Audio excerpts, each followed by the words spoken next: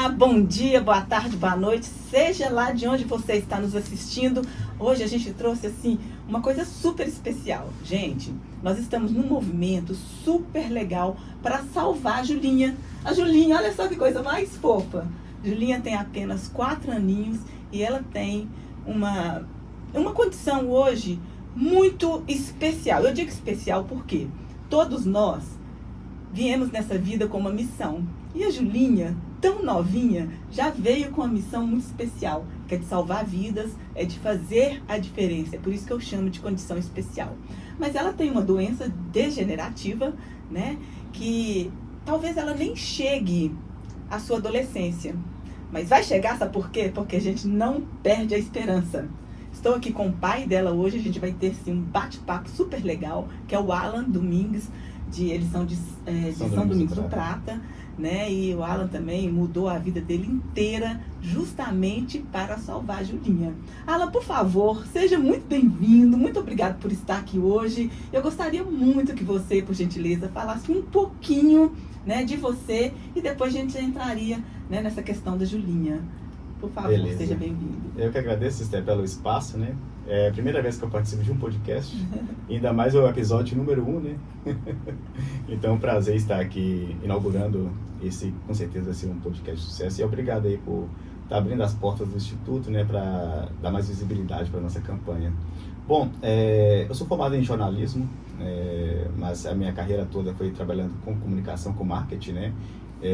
Até então eu tinha uma agência de marketing, eu falo que eu tinha porque eu fechei a empresa para vivenciar a campanha da Julinha. Eu falo que essa é a campanha mais desafiadora que eu já peguei na vida. Quando a gente trabalha em qualquer projeto, a gente nunca pensa em que pode dar erro, mas é difícil pegar algum profissional que tem mais de 10 anos de mercado e falar que ele teve sucesso em 100% dos seus projetos entregues. Porque às vezes sempre acontece algo do acaso que não vai conseguir entregar 100%. E a diferença agora, que essa campanha nossa, eu não tenho margem para não dar certo. Eu não tenho margem para falhar. A diferença de todas as campanhas que eu já trabalhei na vida, essa nós temos somente uma opção, ou dá certo ou dá certo. O não dar certo significa que a Júlia ela não vai sobreviver.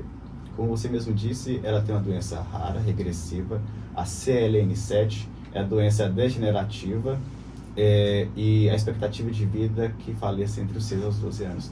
Não é nenhuma possibilidade de falecer, realmente a criança ela não passa dos 12 anos de idade. Então por isso que a gente está na corrida contra o tempo para salvar não somente a vida da Julinha, mas para outras crianças, né? E como que você descobriu isso? Fala um pouquinho sobre isso e a gente vai entrar um pouquinho mais nessa questão da CLN7. A CLN7 é também conhecida como doença de Batten. São 12 ou 13 tipos, não vou recordar aqui agora, e a da Julinha é o tipo 7. A tipo 2, CLN2, ela já tem medicamento já aprovado, né? As pessoas conseguem judicializar para conseguir acesso a esse medicamento que tem um custo milionário. E entre as doenças de Batten, a tipo 2 é a mais comum. E o que acontece? A Julinha, em março do ano passado, a gente já começou a notar, principalmente a mãe, a Fernanda, minha esposa, que ela era diferente das outras crianças, a forma de andar. A gente via no parquinho que ela tinha uma destreza diferente para subir nas escadas, ela não corria como as outras crianças, né? A gente sentia que ela dava uma puxada de perna e a gente sempre compartilhava aquilo com as pessoas e todo mundo falava assim, calma, a criança está em desenvolvimento. Ela estava com quantos anos? 3 anos. 3 anos. E as pessoas sempre falavam assim, é uma criança que está em fase de desenvolvimento, é assim mesmo. Mas quem é pai e mãe e conhece o próprio filho, sabe que tinha uma coisa diferente. Uma coisa é atraso, outra coisa é regressão. Atraso é você ainda não adquiriu algo. Então você tem um atraso de desenvolvimento. Regressão, você está perdendo algo que você já adquiriu. Isso que aconteceu com a Júlia. Subir escadas, por exemplo, ela sempre subia com a mãozinha no chão, ela nunca conseguia subir ereta. Mas ela tinha conseguido antes subir ereta e depois ela começou a fazer ela andava, com as mãozinhas no chão? ela subia meio fio tranquilamente, corria, e a gente sentiu que estava diferente. Mas só que o que a gente percebeu, eu digo que era algo quase que imperceptível a olho nu. a gente compartilhava com pessoas que viviam com a Júlia no dia a dia, todo dia, e nem eles percebiam. Gente, eu não estou conseguindo perceber isso que vocês estão notando. E ele fala assim, não, gente, tem coisa diferente com a Júlia. É importante demais que os pais observem os filhos, né? Muito. Porque nós pais, eu, por exemplo, eu sou fonoaudióloga de formação, né? Então a minha sobrinha demorou um pouquinho mais que as outras crianças para começar a falar. Mas eu sempre falava, gente, tá normal, vamos esperar até 3 anos e 6 meses, né? Depois disso aí a gente já começa a preocupar muito. Mas ela tinha desenvolvido todas as outras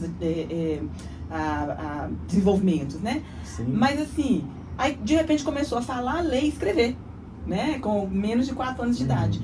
Mas assim, quando a gente tem essa observação, né, fica olhando a criança e analisando todos os dias e vê que ela está regredindo, aí a gente tem que acender esse alerta aí. Isso aí é importante a gente fazer esse alerta para todos os pais que estão nos assistindo. Criança, ela está no momento de neuroplasticidade do cérebro, onde está tudo ali em fase de desenvolvimento. A qualquer sinal diferente, vamos pecar pelo excesso. É uma fala, é um andado, não se preocupe. Nós recebemos bastante críticas de pessoas. Gente, vocês são pais tão neuróticos, calma, deixa a criança viver. Porque ela é a única filha, né? Ela é a filha única nossa. Então, assim, o apelo que eu sempre faço aos pais, e isso fez bastante diferença.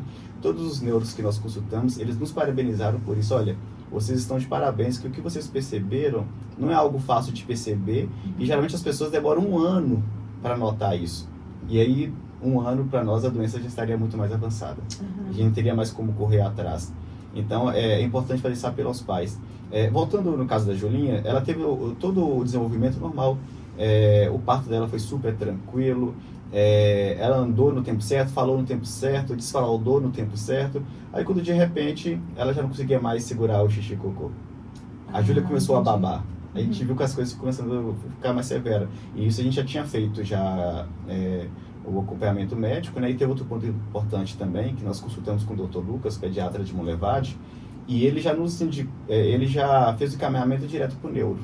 Porque os neuros falam que geralmente essa doença ela dá muito alerta falso, por exemplo. A criança está andando diferente, aí manda para o ortopedista. O ortopedista passa uns bons meses identificando.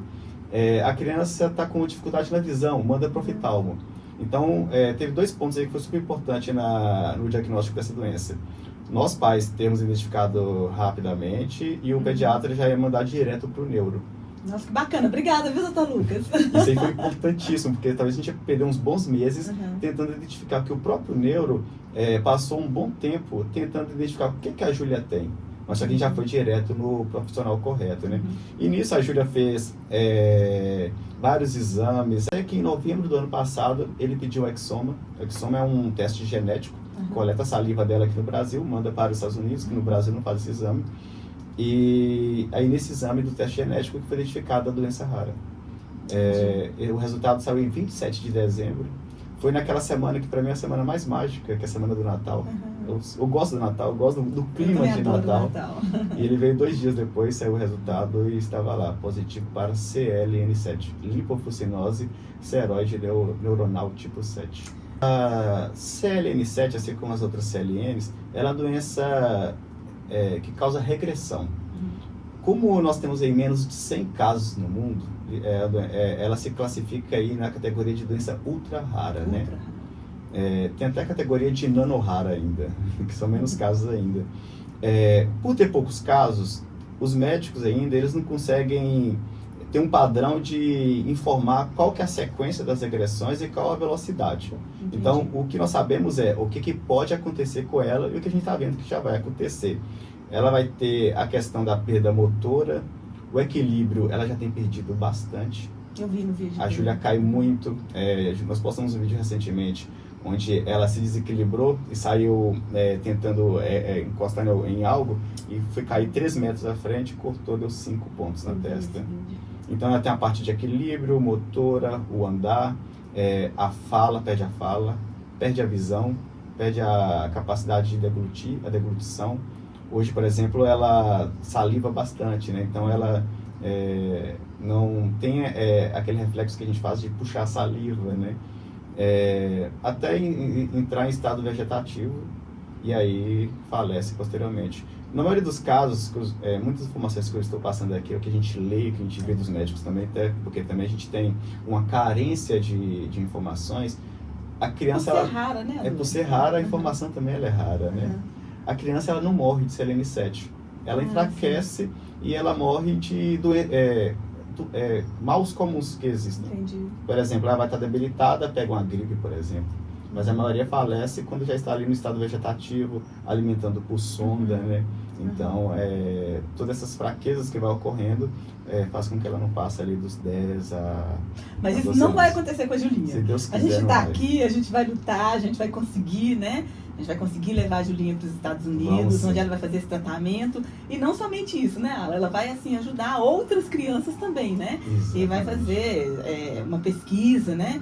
E essa pesquisa vai ficar aí desenvolvendo medicamentos, né? Para que outras pessoas, esperamos que não tenham tantos casos no mundo, né? Mas se tiver outros casos, que vai ficar como legado aí para ajudar. Né? Alan, tem alguma coisa a ver com genética? Por que isso acontece? Por que essa doença tão rara de repente acontece? Ela é uma doença genética. É como se eu e a Fernanda fôssemos parentes. Mas nós já identificamos toda a nossa genealogia e não somos. Apesar de nós sermos de São Domingos do Prata, a família da Fernanda é natural de São Domingos do Prata, mas os meus pais mudaram para São Domingos do Prata quando eu nasci.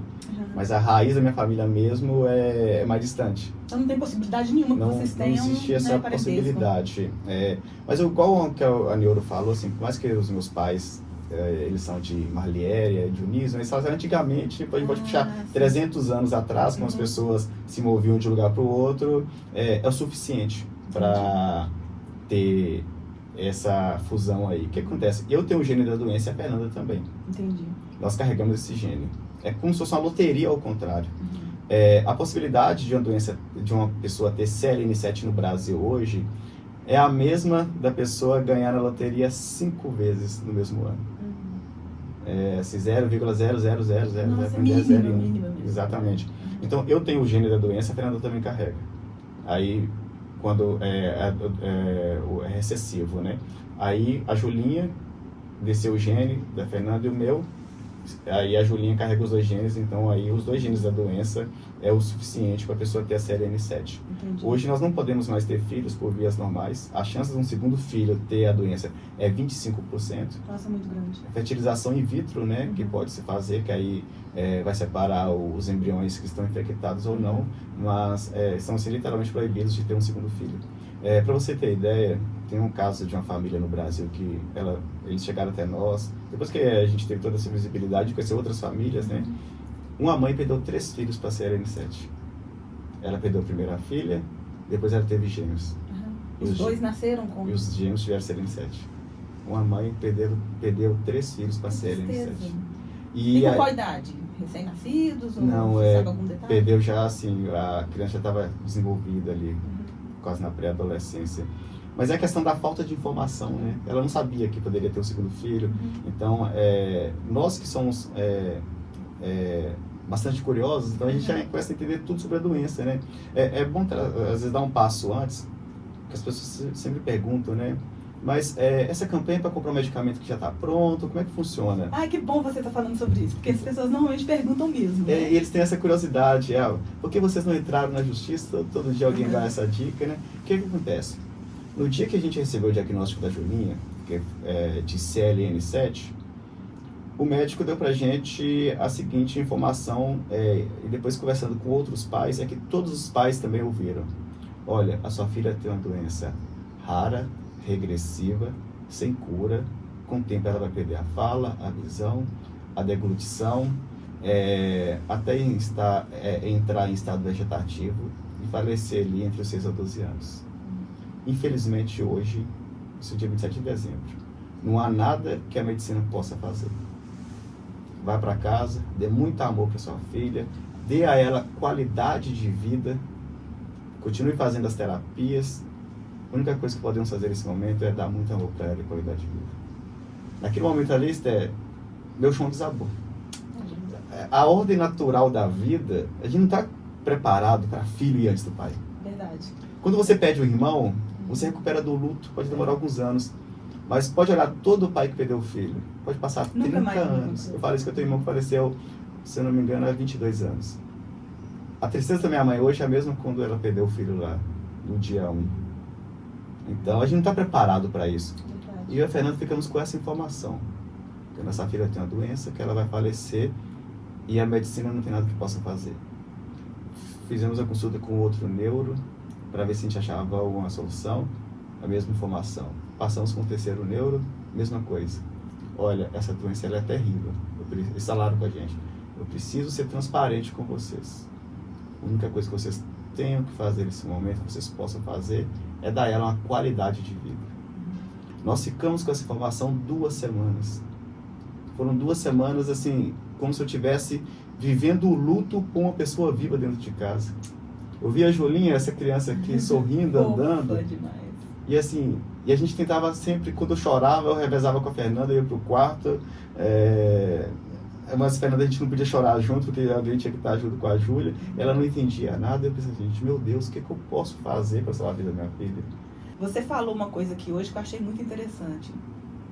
Nem se eu trabalhasse por 100 anos da minha vida, eu conseguiria, né, esse valor que o Centro de Pesquisa hoje está precisando para dar início. E hoje temos poucos meses para ter esse valor. Fala um pouquinho sobre isso, Alan. Vamos lá. Lembra que eu falei que nós ficamos 2 semanas com essa informação. Aí uma das médicas, a terceira médica que a gente consultou, ela falou assim, olha, não existe solução. Mas pode ser que no mundo existe algum clinical trial. Eu nunca tinha ouvido essa expressão. Doutor, o que é um clinical trial? Algum estudo em andamento. Vamos pesquisar. Nesse mesmo dia foi em Belo Horizonte, cheguei em São Domingos do Prata, eu fui pro Google pesquisar.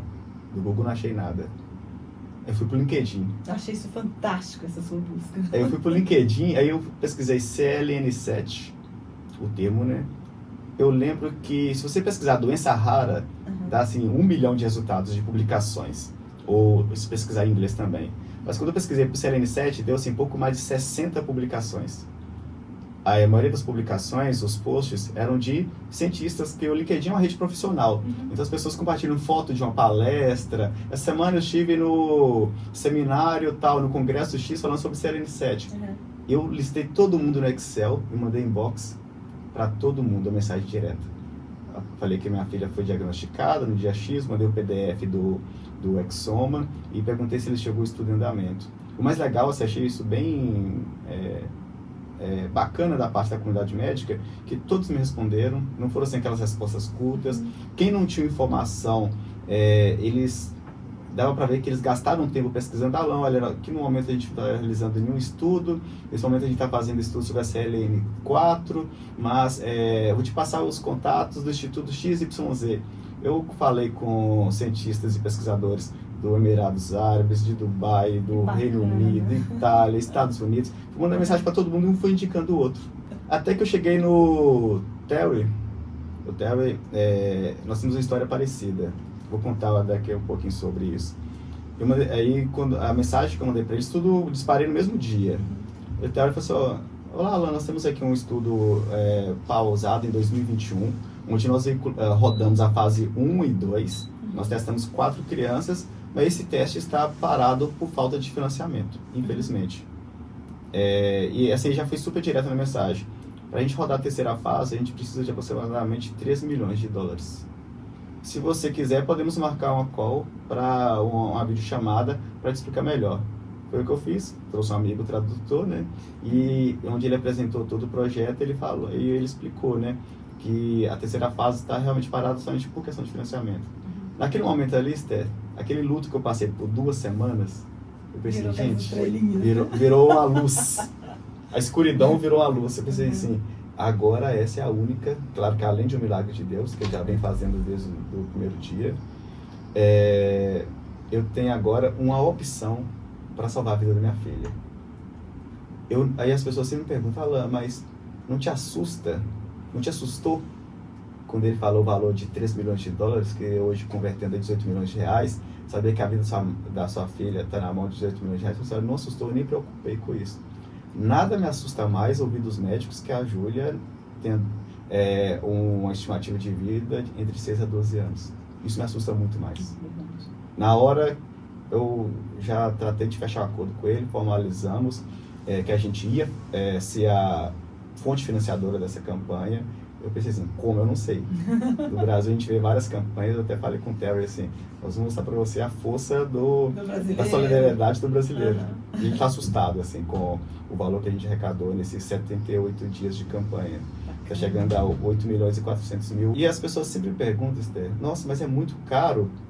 Só para entender, explicar para as pessoas, esse valor, primeiro, a Elpida... Isso é muito importante, é muito importante. Assim. Gente, prestem atenção nesse momento aqui, porque assim, nós vivemos num país, né, que essa questão de ajudar financeiramente é muito complicada, é muito sempre difícil. Gera dúvidas. Sempre gera dúvidas. Porque tem então pessoas é importante que fazem, você esclarecer isso. É que, infelizmente, tem pessoas que fazem desvios. Para você ter ideia, nesses 78 dias de campanha, nós já tivemos, no mínimo, 20 perfis fakes, todos derrubados.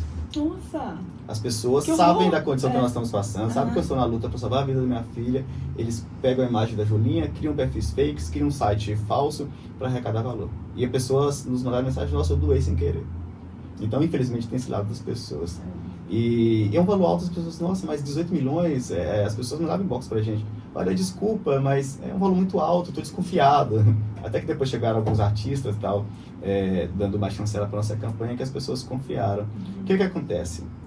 O Instituto de Pesquisa Americana, a Elpida Therapeutics, ela é um instituto sem fins lucrativos. Esse valor não vai passar pela Elpida, ele vai ser depositado direto para a farmacêutica. A farmacêutica é o custo de produção do medicamento. Quando chegar na fase comercial, a gente aprovar esse medicamento, aí eu já não sei quanto que ele vai ser comercializado, mas certamente é um valor alto. E as pessoas, eu sempre me questionava isso, mas agora a gente começa a entender por que o medicamento para doença rara, ele é alto. Ele não é igual a antipirona, que você vende milhões de unidades no ano. No caso da CLN7, uma coisa que eu sempre me perguntei, gente, a gente está com um estudo já faltando somente uma fase para aprovar, não chegou ninguém para financiar, não dá lucro. Entendi. Se vender no ano, vai ser 1 a 2 medicamentos. E a indústria farmacêutica, né, trabalha com lucro. Trabalha em cima do lucro. Mas nem a farmacêutica, mas também quando tem um medicamento que ele precisa de financiamento, pode chegar um empresário e falar assim, não, eu vou financiar, e ele vai ter uma parte, uma porcentagem nos royalties daquela venda. Ah, entendi. Mas ninguém vai financiar um medicamento de 3 milhões de dólares sabendo que talvez o retorno dele vai vir depois de 10, 15 anos, não sei. Por quê? Vende pouco. Vai ser 1, 2 no ano se vender. Então, por isso que o medicamento ele é caro. Então, voltando, explicando para as pessoas, esse custo ele é de produção. Nós vamos pagar diretamente para a farmacêutica. 18 milhões não é para tratar somente uma criança. É um medicamento que está em fases de teste. Nessa terceira fase agora, a Elpida tem que testar, ela está fazendo esse estudo em parceria com os pesquisadores da Universidade do Texas. Eles têm que testar em pelo menos entre 6 a 8 crianças. Então essa é outra dúvida que as pessoas geram. Mas não está fácil vocês encontrarem essas crianças e dividirem o valor? Seria meu sonho se encontrasse no mínimo 3 famílias. Claro que não, né? Porque aí seriam 3 famílias a mais a serem exato. Tratadas. Nós já também. fizemos o quê? 45%? Então a gente já teria feito a nossa parte. Mas é uma doença tão rara, que tem menos de 100 casos no mundo, que a gente não encontramos essas outras crianças.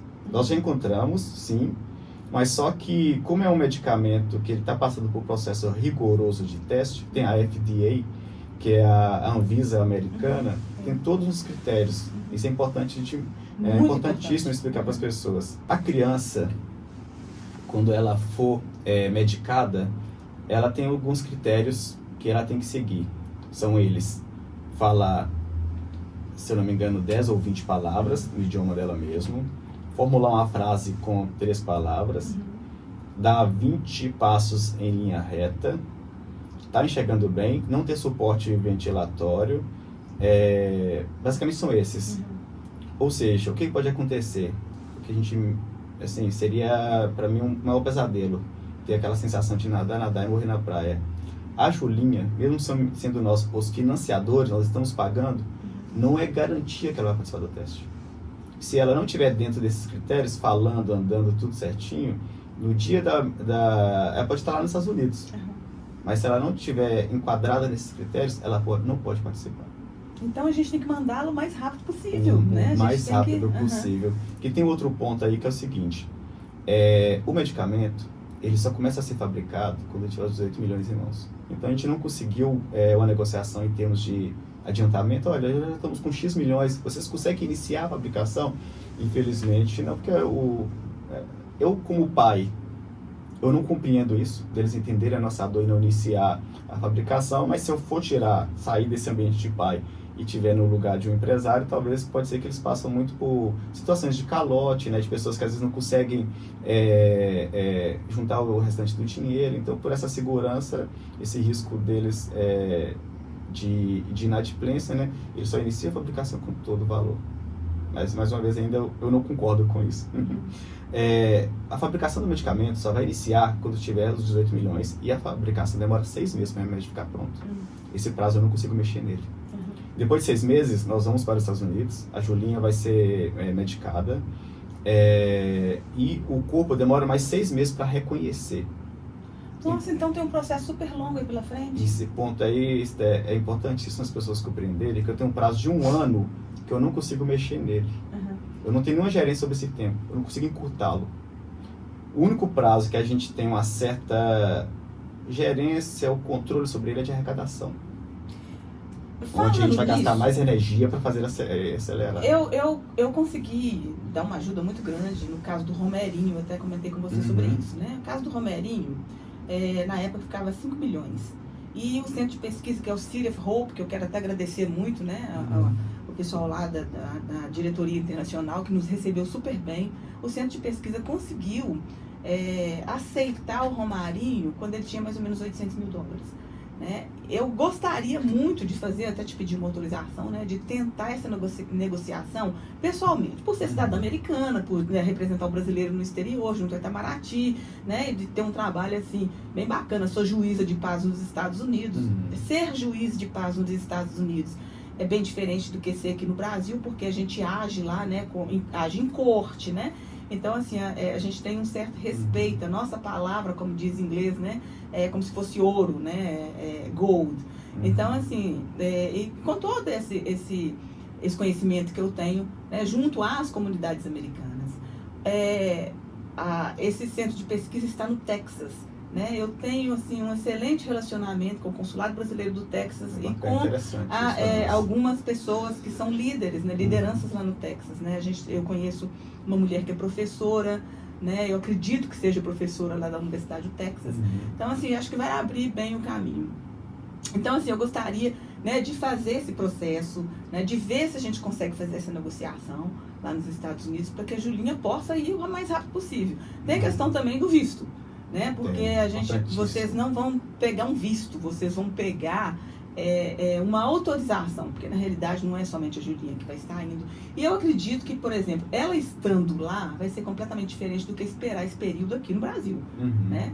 E vai ser mais despesa também, né, Alan? Porque ela estando lá e a família inteira vai, papai, mamãe, a avó tá indo, né? E outras pessoas. Então a gente precisa de acelerar esse processo, porque a Julinha não pode esperar. Esse 1 ano é muita coisa para uma pessoa nessa condição. E você, como pai, deve estar assim num desespero enorme, né?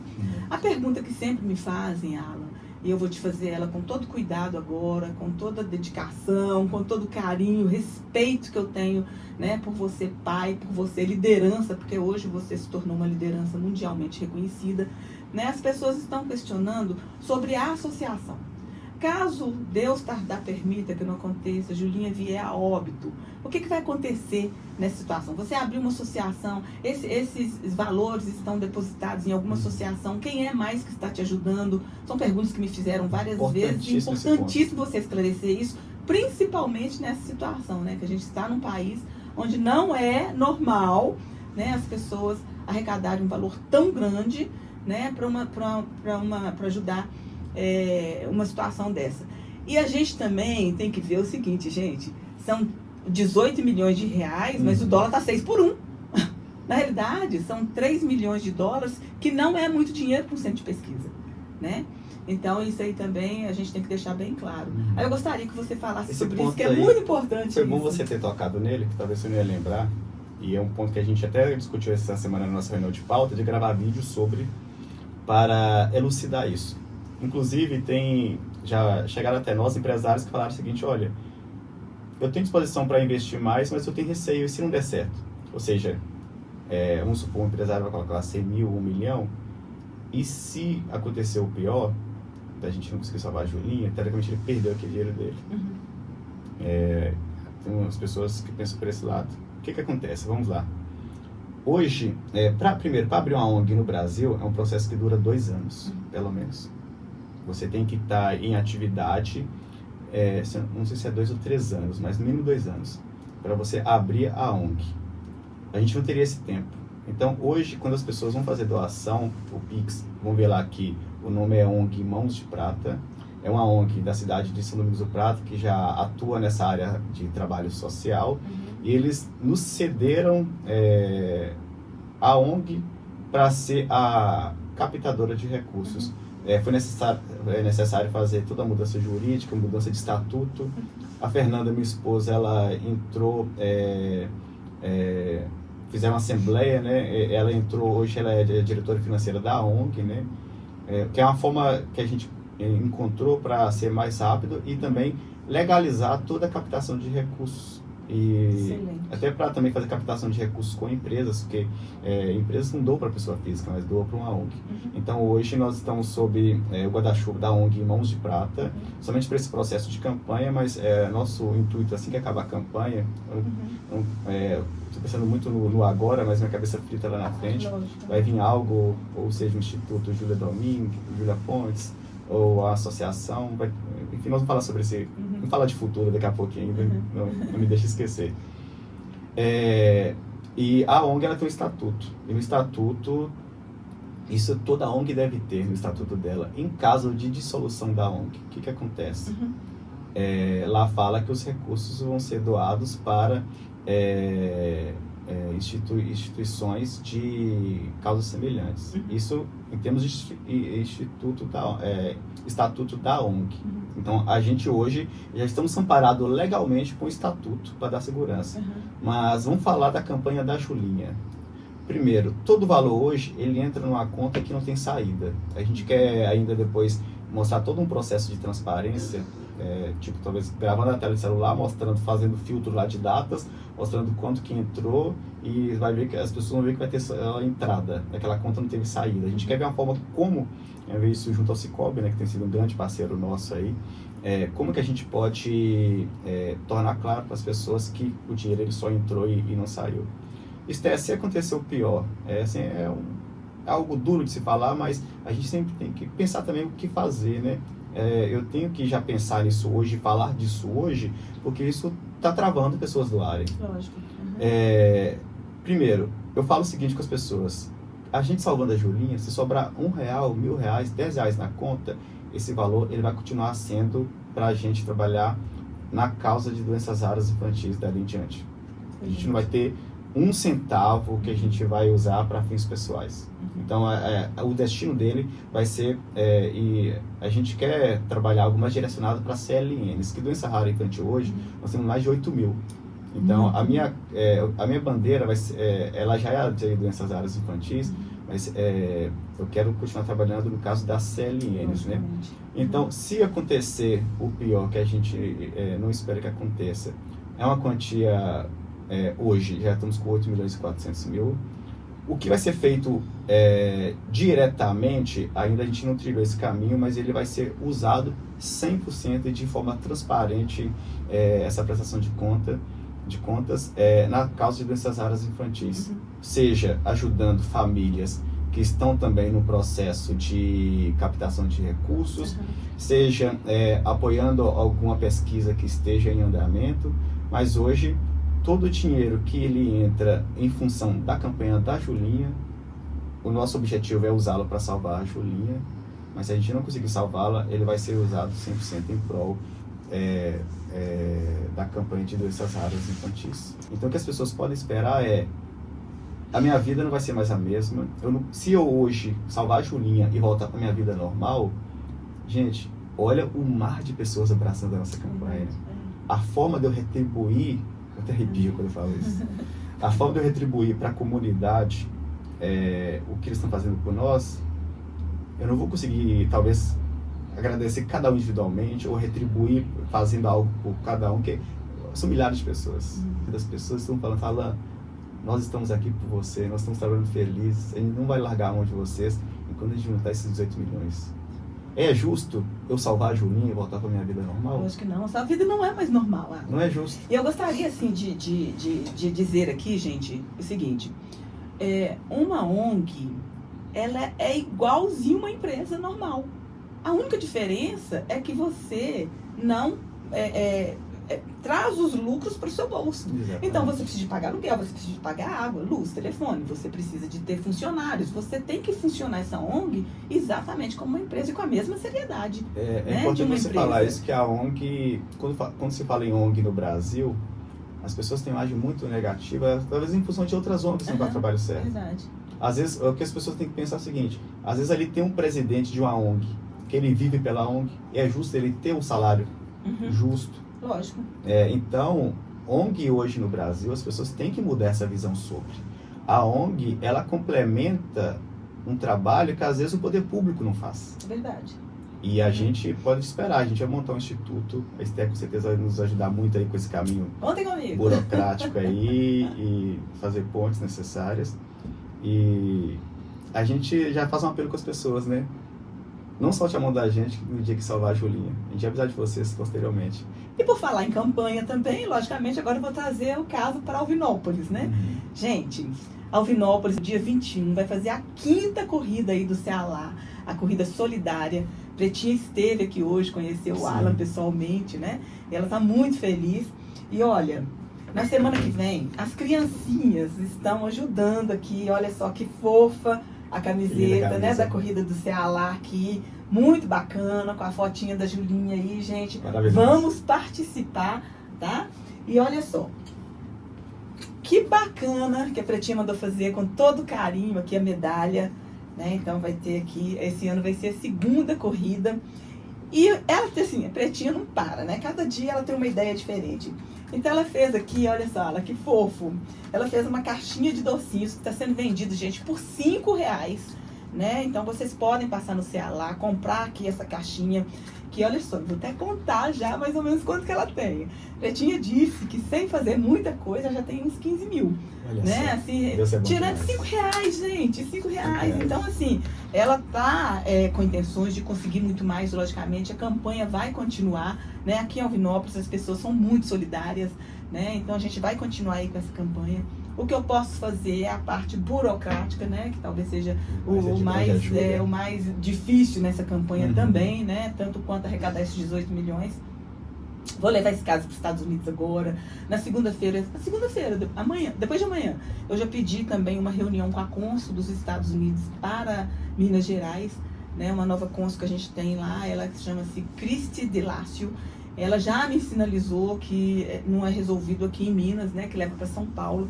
Mas eu quero saber exatamente o que eu devo fazer em relação a isso. É importante você ter entrado aí, Esther, porque nós estávamos preocupados somente em arrecadar. Aí você chegou, só o visto.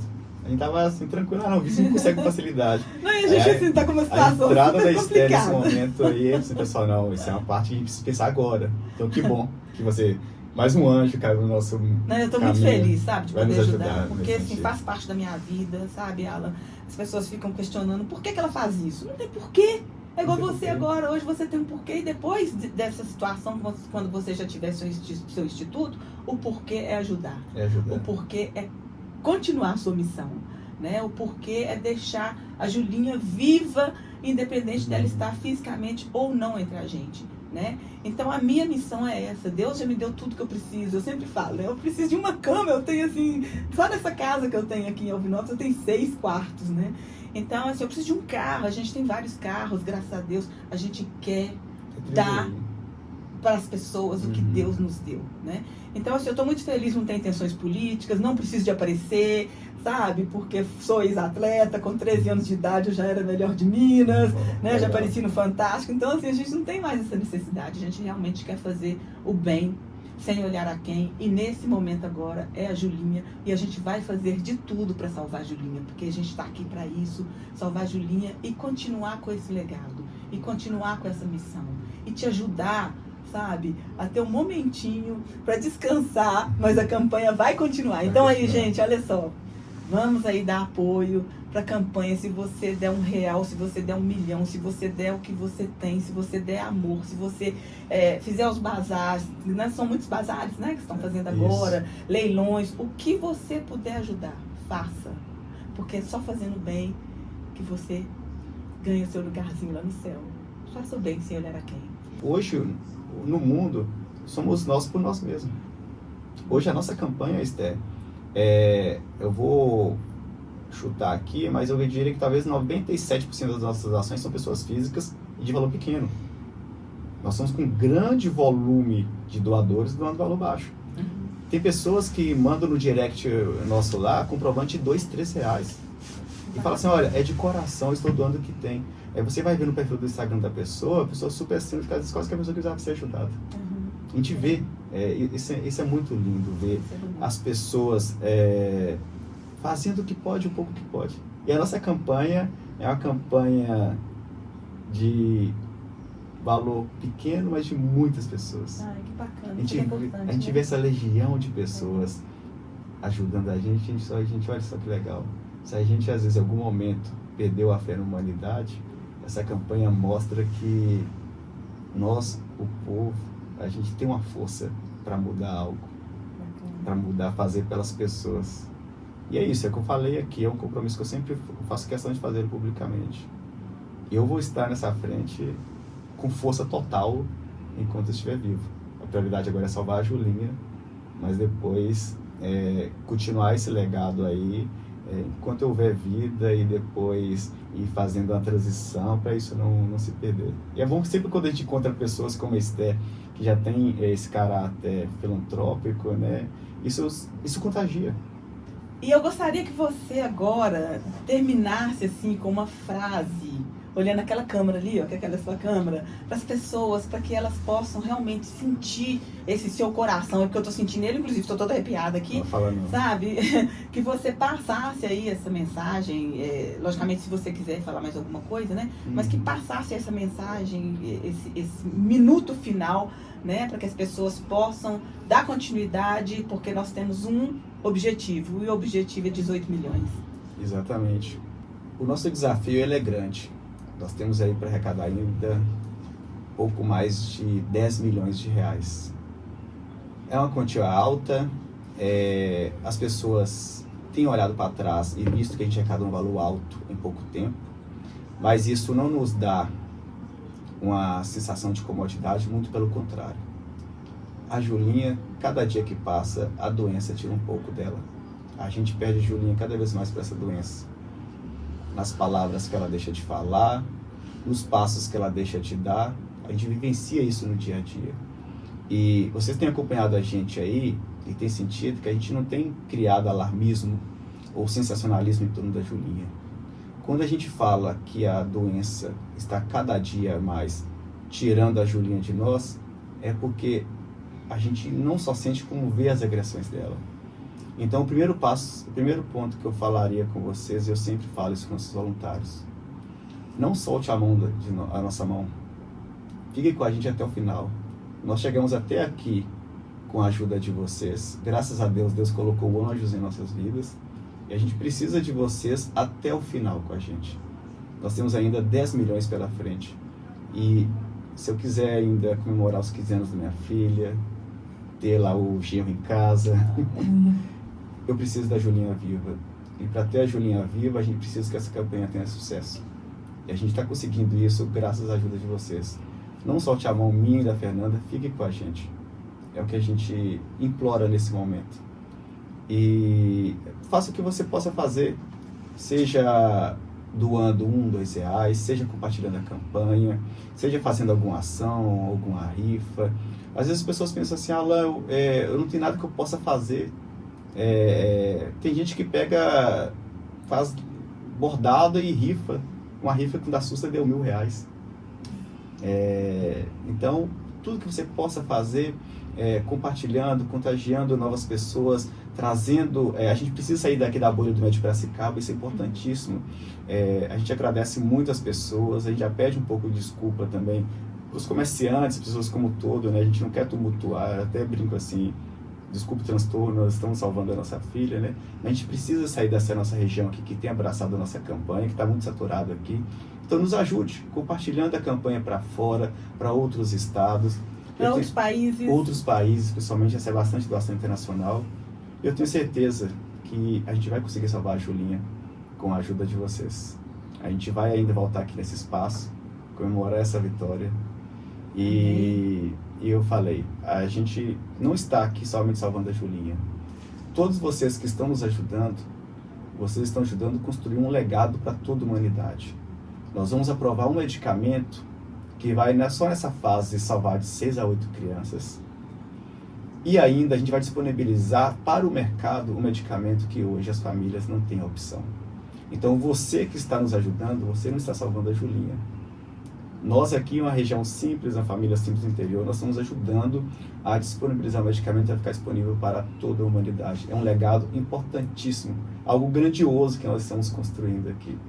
Então eu queria encerrar, Esther, agradecendo primeiramente a Deus por ter colocado esse desafio. Nós nunca questionamos Deus, por que nós? Se Ele colocou esse desafio, porque tem um propósito por trás disso. Uma frase que eu sempre ouço das pessoas, as pessoas falam assim, olha, não é a Julinha que vai ser curada, somos nós. As pessoas falam isso com a gente. A missão dela é gente, importante. hoje eu mudei tanta coisa nessa campanha. E Alan, eu quero aqui agora te dar um docinho. Oh, obrigado. Que o CA está fazendo aí para vender, viu, gente? Para a Obrigado, campanha da Julinha na semana que vem. Viu? Aqui também eu vou comer um Alvinópolis. pedacinho. E Julinha, linda! Olha só. Muito bom. Obrigado a Pretinha por ajudar nossa campanha. Está sendo uma campanha linda aqui, Alvinópolis. Todas as cidades do Médio Piracicaba, nenhuma sem exceção, está abraçando a nossa campanha. Os prefeitos, independente de lados que eles são, vereadores, geralmente é poder municipal, né? Você se preocupa com quem é da cidade. A gente vê as cidades estão abraçando como se fosse uma única cidade só, a região. Tá lindo, assim. O Médio Piracicaba, ele tá dando uma aula de solidariedade. Então eu quero mandar um abraço muito especial para o nosso amigo Fernando Rola, né, lá de São Domingos do Prata, que é um grande gestor, que é um grande prefeito. Sei que está nos bastidores. Muito. Justamente para que as pessoas não pensam que isso é um jogo político dele. Fernando, eu acabei de ouvir aqui agora do Alan que não faça isso, que mostre sua cara, que mostre seu poder, seu envolvimento. E hoje você me ensinou uma coisa. A gente tem que divulgar. Temos que divulgar. A gente tem que mostrar. E muito obrigado por estar me ensinando. Quem te conhece, conhece o coração, sabe o motivo pelo qual você está publicando aquilo. E isso motiva as pessoas. Muito obrigada, Alan. Estou aqui novamente aprendendo com você. Igualmente. E, gente, a gente vai mostrar aqui quais que são os links, né, que vocês podem doar, né, para a campanha da Julinha. Vamos salvar a Julinha, vamos ajudar a salvar a Julinha, vamos ajudar a salvar nós mesmos, né, Alan? Exatamente. Né? E eu gostaria aqui de agradecer a Deus também por essa oportunidade. Hoje é o nosso primeiro episódio aqui do nosso podcast, episódio. Né? E assim, a gente tinha uma outra pessoa já confirmada aqui há alguns meses, mas Deus, eu sempre falo, né, escreve certo por linhas tortas, né? Então, tinha que ser você. Muitíssimo obrigado por ter saído de São Domingos do Prata, por ter vindo aqui na nossa pequena Alvinópolis. A gente vai ter aqui, mais uma vez, mostrando aqui, gente, participem. Quem quiser doar, faça doações, sabe, monetária, participando, né? Sempre estejam ajudando e fazendo bem sem olhar a quem. Muitíssimo obrigado, mais uma vez, por sua presença. Eu Instituto por abrir o espaço aqui para nós. É uma honra, né? Eu nunca participei de um podcast, ainda mais o primeiro episódio. Então é uma honra estar participando desse momento aqui marcante para você, né? De estar inaugurando esse espaço aí. Que seja um espaço que dê vozes, não somente dê vozes, mas também que ecoe, né? O bem. E a gente precisa estar sempre pensando e trabalhando para o outro. Que esse seja mais um canal para dar voz a essas ações sociais não vou falar de grande impacto, de impacto. O impacto, independente do tamanho que ele for, ele causa transformações. Que esse podcast tenha vida longa aí de sucesso. E eu quero terminar com essas palavras do Alan, gente. Um beijo no coração e até a próxima.